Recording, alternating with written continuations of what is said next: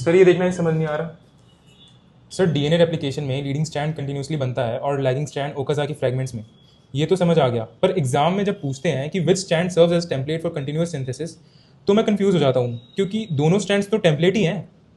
चलो समझते हैं। अगर डीएनए के दोनों स्ट्रैंड को बिना पोलैरिटी के साथ अगर आप इस क्वेश्चन का आंसर देना चाहोगे तो शायद नहीं दे सकते। हमें यहाँ पे पोलैरिटी देखनी पड़ेगी। डीएनए की दो स्ट्रैंड होती है और दोनों डीएनए की स्ट्रैंड ऑपोजिट पोलैरिटी वाली होती है।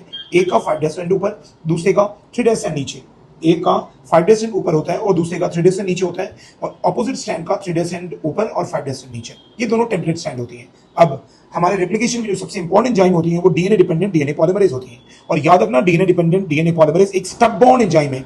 वो हमेशा रेप्लिकेशन 5' टू 3' डायरेक्शन में ही करेगा। वो हमेशा न्यू स्ट्रैंड का फॉर्मेशन 5' टू 3' डायरेक्शन में ही करेगा। ठीक है। अब दूसरी बात यहाँ पे ये समझो कि ये 3' है तो यहाँ पे 5' बनेगा, इसीलिए यहाँ पे इस स्टैंड पे रेप्लिकेशन हमेशा यहाँ पे DNA dependent DNA polymerase 3' to 5' वाले पोलैरिटी वाले स्टैंड से आसानी से मिल जाएगा और आगे बढ़ता हुआ जाएगा और डीएनए का नया स्टैंड कॉन्टिन्यूअसली बनता चला जाएगा। लेकिन ऑपोजिट स्टैंड, अब यहाँ पे देखो इसकी पोलैरिटी ऑपोजिट है, ये 5' टू 3' है। अब यहाँ पे आपका जो डीएनए पॉलीमरेज है वो 5' टू 3' मूव नहीं कर सकता है, वो मूव करेगा 3' टू 5' डायरेक्शन में। तो फिर वो यहाँ से वो करता क्या है, डीएनए पॉलीमरेज वो ऊपर जाता है, आगे बढ़ता है और फिर ऊपर से नीचे की तरफ आता है और 5' टू 3' डायरेक्शन में डीएनए के नई स्ट्रैंड की फॉर्मेशन करना स्टार्ट करता है।